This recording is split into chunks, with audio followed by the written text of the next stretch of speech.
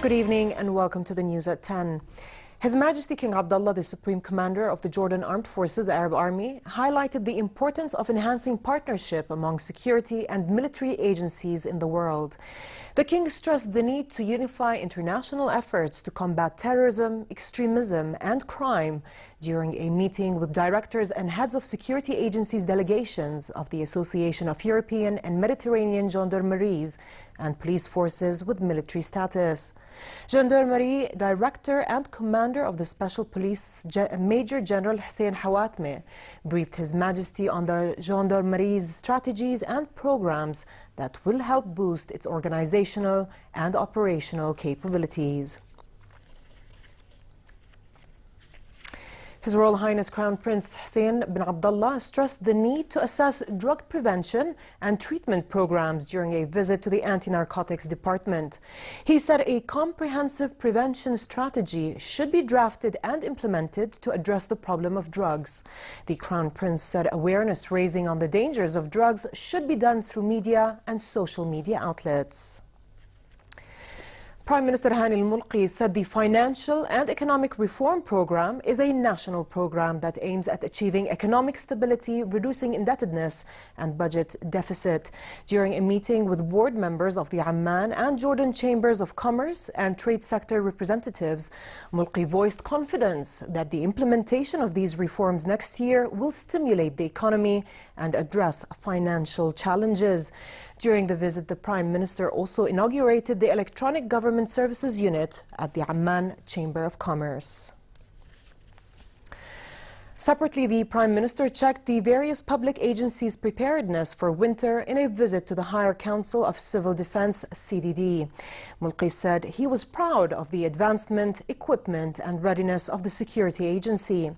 He also reviewed the CDD's contingency plans for accidents and extreme weather conditions, stressing the need of issuing early flood warnings to residents in low-lying areas. Mulki said all authorities concerned with ambulance and rescue services should be present in affected areas and tourist sites. He also stressed the need for continued coordination between the Council and the National Center for Security and Crises Management in dealing with crises or emergencies. Iraqi government forces captured the Kurdish-held city of Kirkuk in an overnight bold advance that blocked the Kurds' independence bid. A convoy of armored vehicles from Iraq's elite U.S.-trained counter-terrorism force seized the city's provincial government headquarters, putting down the Kurdish flag and leaving the Iraqi flag flying as Kurdish civilians were seen fleeing the city of 1 million people. Baghdad urged the Kurdish security forces Peshmerga to cooperate in keeping the peace, while Washington called for calm on both sides. Meanwhile, 2 Turkish soldiers were killed in northern Iraq by an improvised explosive device. The Turkish military also said that 8 militants were killed in air raids which followed a clash between the armed forces and militants. In Somalia, more than 300 people were killed in the country's deadliest attack in a decade. An official said the death toll has steadily risen since Saturday, when the twin bomb blasts struck at 2 busy junctions in the heart of the capital city, Mogadishu. Some of the injured were also being evacuated by air to Turkey for treatment. Her Majesty Queen Rania described the Queen Rania Teacher Academy's graduation of its first cohort of teachers and principals as a long-awaited Jordanian accomplishment. The teachers and principals were graduates of 2 newly introduced professional diplomas in the country. The Queen also described the Teacher Education Professional Diploma as a gateway for transforming teaching from a job into a career. Queen Rania said, "When Jordan wants to achieve something, it can," referring to the kingdom's journey of educational reform. 174 teacher trainees were awarded the Teacher Education Professional Diploma, while 33 school principals received the Advanced Instructional Leadership Professional Diploma.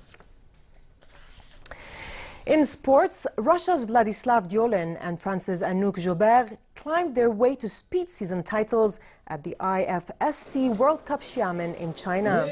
In the lead season title, Japan's Keiichiro Korenaga won gold in the men's race, and Belgium's Anak Verhoeven picked up gold in the women's race.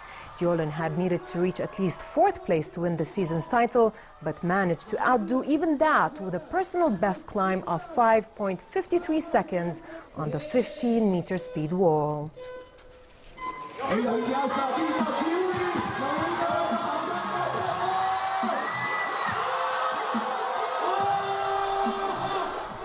And finally, unstable weather conditions affect the kingdom tonight and tomorrow, with a chance for rain in various parts of the kingdom.